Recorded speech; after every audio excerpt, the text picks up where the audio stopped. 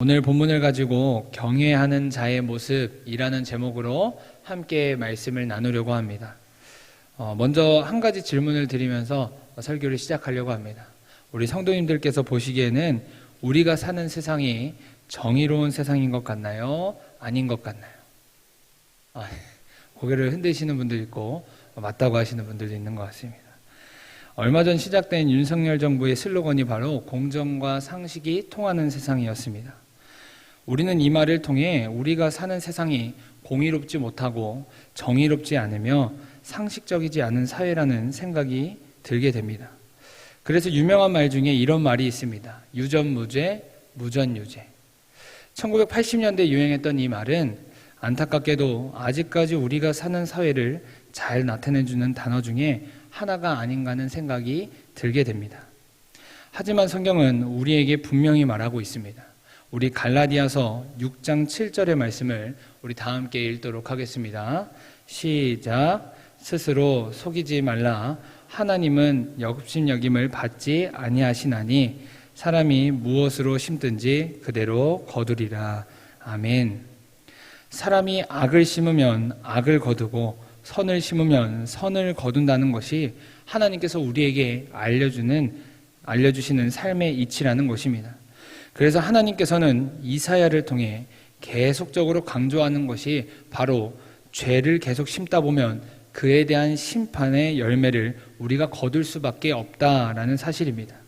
반면에 하나님께서는 우리가 계속해서 하나님의 편에 거하는 삶을 살면 하나님께서 주시는 복의 열매를 우리가 맛보며 산다라고 말씀하고 계십니다. 그러므로 우리가 이 세상을 살면서 하나님께 보여야 할 태도는 바로 오늘 본문 6절에 나타난 바와 같이 하나님을 경외하는 모습인 것입니다. 세상의 눈으로 보면 악을 저지르고 잘 사는 것이 더 좋은 것 같고 일반적인 것 같고 성공인 것 같지만 하나님께서는 그에 대한 결과가 우리에게 반드시 찾아오며 분명하다라고 말씀하고 계신다는 것입니다. 그렇게 하나님을 따르는 백성은 하나님을 신뢰하는 모습, 하나님을 경외하는 모습이 있어야 한다고 성경은 분명하게 이야기하고 있습니다. 그래서 하나님께서는 오늘 본문을 통해서 우리에게 하나님을 경외하는 사람의 모습이 어떤 모습인지에 대해서 말씀하고 계시는 것입니다. 그렇다면 하나님을 경외하는 사람들은 구체적으로 이 땅 가운데서 어떤 삶을 살아갈까요? 그리고 그런 삶을 살아갈 때 우리가 이 땅 가운데서 누리게 되는 은혜는 어떤 은혜일까요? 먼저 하나님께서는 하나님을 경외하는 사람은 하나님께 기도하는 삶을 산다고 말씀하고 계십니다. 왜냐하면 하나님께 기도하는 삶이야말로 하나님을 전적으로 신뢰하는 사람의 모습이기 때문입니다. 그래서 오늘 본문 2절에서는 우리가 주를 앙망하오니 라고 표현하고 있습니다. 여기서 앙망하다라는 단어 안에는 바라다, 고대하다, 열심히 찾다, 간절한 마음으로 우러러 본다라는 뜻이 담겨져 있습니다. 한마디로 말해서 우리가 하나님을 앙망한다는 것은 하나님의 도우심을 간절히 사모하면서 인내하고 기다리는 모습, 이 모습을 담아내고 있다는 것입니다. 왜냐하면 오늘 본문 5절의 모습처럼 하나님이야말로 우리의 모든 삶을 다스리는 분이기 때문입니다. 그러므로 사랑하는 여러분, 때론 우리의 삶이 억울한 것 같고 답답한 것 같은 그 상황과 환경이라고 할지라도 하나님께서는 반드시 우리의 삶 가운데서 일하시는 분이기 때문에 우리가 그것을 믿고 하나님을 신뢰하는 모습, 하나님만을 의지하는 모습, 이것이 바로 하나님을 경외하는 사람의 태도라는 것입니다. 우리 마태복음 21장 22절의 말씀을 우리 다 함께 읽도록 하겠습니다. 시작. 너희가 기도할 때 무엇이든지 믿고 구하는 것은 다 받으리라 하시니라. 아멘. 그래서 하나님께서는 하나님을 경외하는 백성에게 진정한 믿음을 지금 요구하고 계신다는 것입니다. 성경 안에서 이런 믿음을 보인 대표적인 인물이 바로 우리가 잘 알고 있는 다윗이라는 인물입니다. 다들 아시다시피 다윗은 2번이나 자기를 죽이려는 자들에게 쫓기던 인물이었습니다.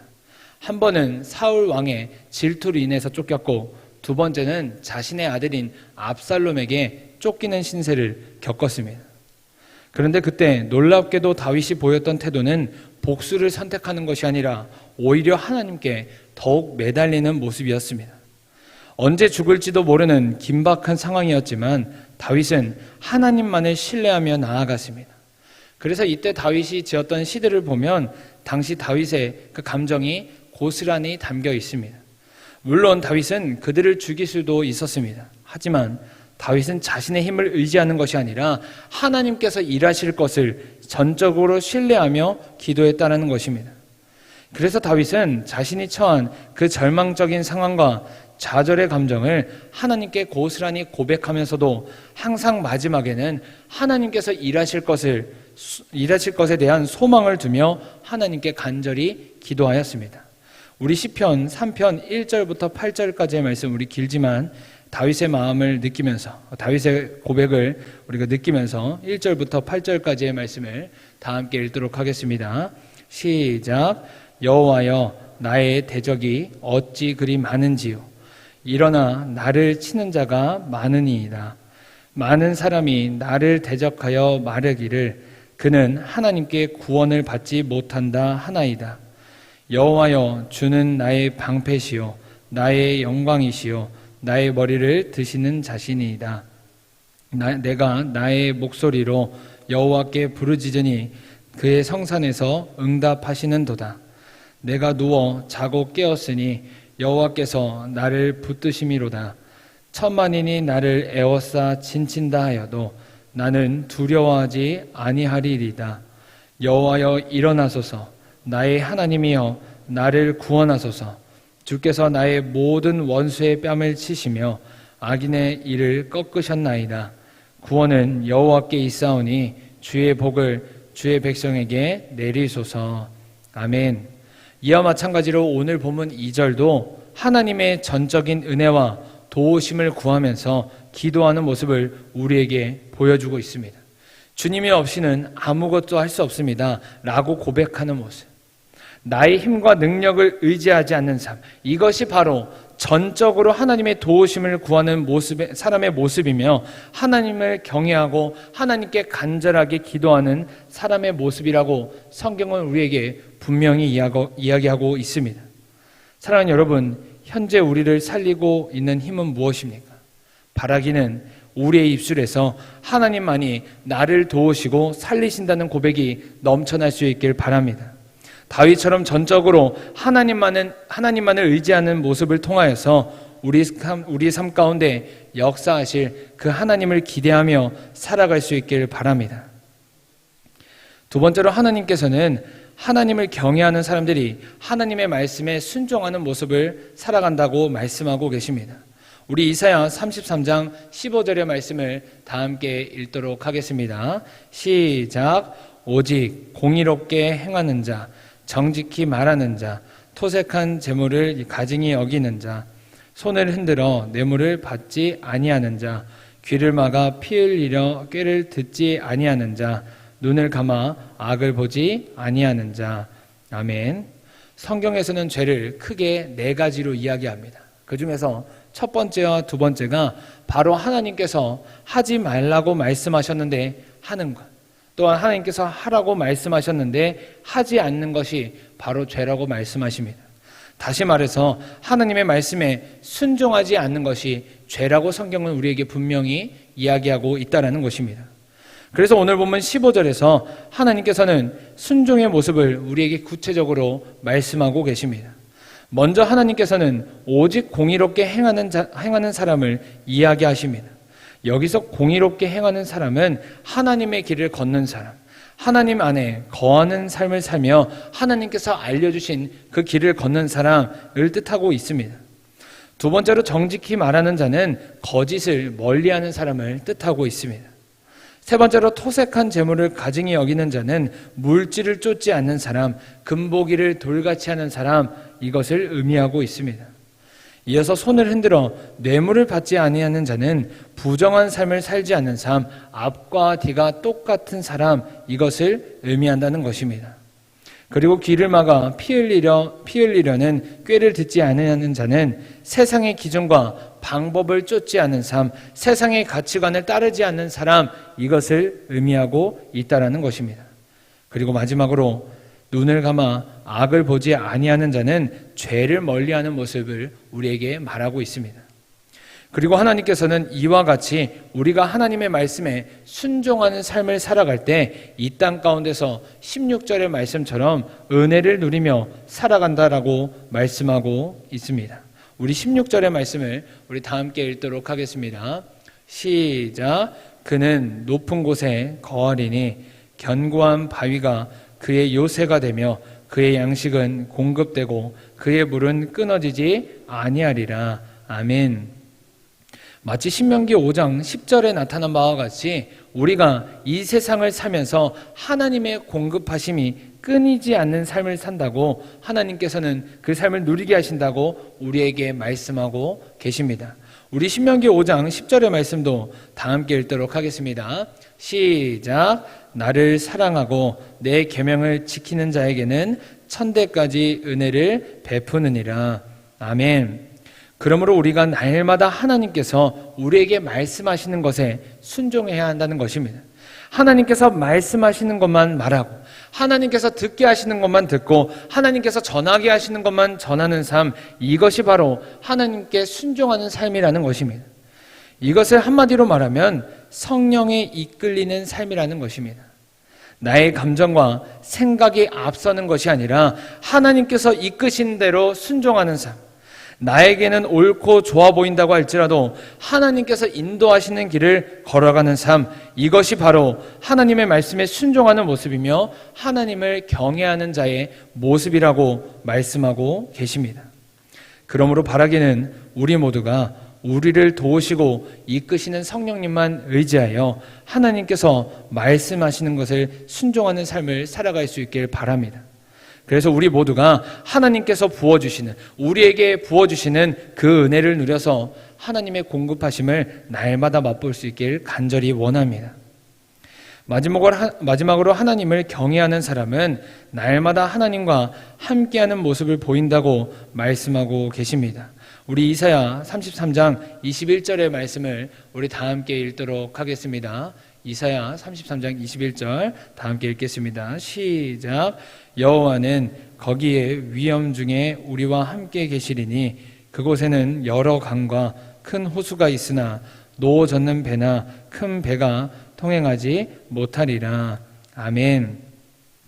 이처럼 하나님과 함께하는 삶을 사는 사람들에게 하나님께서는 함께 계셔서 우리에게 평안함을 주신다라고 말씀하십니다. 이를 오늘 본문 21절 하반부에서는 노 젓는 배나 큰 배가 통행하지 못한다라고 표현하고 있습니다. 고대 시대나 중세 시대에 보면 그 성이나 중요한 건물을 보시면 주변에 해자라는 것이 종종 있습니다. 우리 준비한 사진을 한번 띄워주시죠. 사진을 보시는 바와 같이 해자란 중요한 건물이나 성 주변에 외부 세력의 침입을 막기 위해서 파놓은 웅덩이나 연못을 의미합니다. 이처럼 하나님께서는 하나님을 경외하는 사람들과 함께 계셔서 주변에 어떤 위협과 유혹이 찾아온다고 할지라도 하나님께서 주시는 절대적인 평안으로 말미암아 우리를 지키시고 보호하신다라고 말씀하고 계십니다.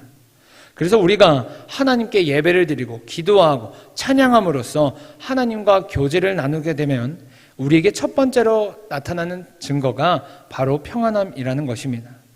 그래서 내가 처한 환경을 보면, 내가 나에게 주어진 환경과 여건을 볼 때면 두렵고 불안했던 나의 마음이 하나님께서 주시는 그 평안함으로 말미암아 더 이상 두렵고 떨리는 것이 아니라 하나님의 그 평안을 우리가 맛보게 된다는 것입니다.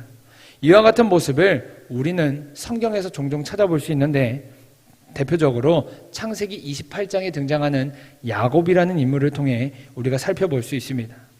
다들 아시다시피 야곱은 이 당시 형 에서에게서 장자의 축복을 빼앗아 쫓기는 신세로 전락하게 됩니다. 그래서 그의 마음 안에는 늘 두려움이 가득했습니다. 언제 형 에서가 자신을 쫓아와서 자신을 해할지도 모르는 상황이었기 때문에 야곱은 두려운 마음에 휩싸이게 됩니다. 그런데 바로 그때 하나님께서는 야곱과 함께 계셔 그를 위로하시고 평안의 복을 누리게 하셨습니다. 우리 창세기 28장 15절의 말씀을 우리 다 함께 읽도록 하겠습니다. 시작. 내가 너와 함께 있어 내가 어디로 가든지 너를 지키며 너를 이끌어 이 땅으로 돌아오게 할지라. 내가 내게 허락한 것을 다 이루기까지 너를 떠나지 아니하리라 하신지라. 아멘. 이처럼 우리는 날마다 하나님과 동행할 때 하나님께서는 우리를 평안에 매는 줄로서 날마다 묶으신다는 것입니다. 비록 우리의 상황이 야곱과 같이 당장 변하지 않는다고 할지라도 하나님께서 나와 함께 하시기 때문에, 하나님께서 나를 보호하시고 지키신다 약속하셨기 때문에 우리는 하나님께서 주시는 그 절대적인 평안으로 말미암아 이 세상을 살아갈 수 있다라는 것입니다. 사랑하는 여러분, 우리를 현재 불안하게 만들고 근심하게 만드는 것은 무엇입니까? 육체의 가시, 상황의 어려움입니까? 바라기는 우리의 모든 문제를 뛰어넘는 하나님께서 주시는 그 절대적인 평안이 우리와 함께 할 수 있길 바랍니다. 우리의 생사와 복을 주관하시고 우리의 모든 문제를 이길 힘과 능력을 주시며 절대적인 평안함을 주시는 하나님과 날마다 동행함을 누릴 수 있는 그 복을 누릴 수 있길 간절히 소망합니다. 이와 같이 우리가 하나님을 경외하는 삶을 살 때 하나님께서는 10절의 말씀처럼 우리 가운데 일하신다라고 말씀하고 계십니다. 왜냐하면 우리가 우리의 것을 우리의 손에서 다 내려놓아야지만 전적인 하나님의 도우심과 은혜를 고백하며 살아계신 하나님을 경험할 수 있기 때문입니다. 그래서 하나님께서는 우리가 하나님을 경외하는 삶을 살 때 일어나셔서 우리 가운데 일하시며 모든 만물 위에 살아계신 하나님을 드러내신다라고 오늘 말씀하고 계십니다. 그러므로 사랑하는 여러분, 날마다 우리 모두가 하나님을 경외하는 것이 우리 가운데 주어진 보배임을 깨달아 살아갈 수 있길 바랍니다. 그리하여서 살아계신 하나님을 우리가 온전히 경외할 수 있길 바랍니다. 그리하여 우리 삶 가운데 역사하시는 하나님을 우리가 날마다 경험할 수 있길 간절히 소망합니다.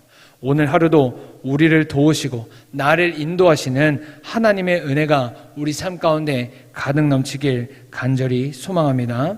기도하시겠습니다.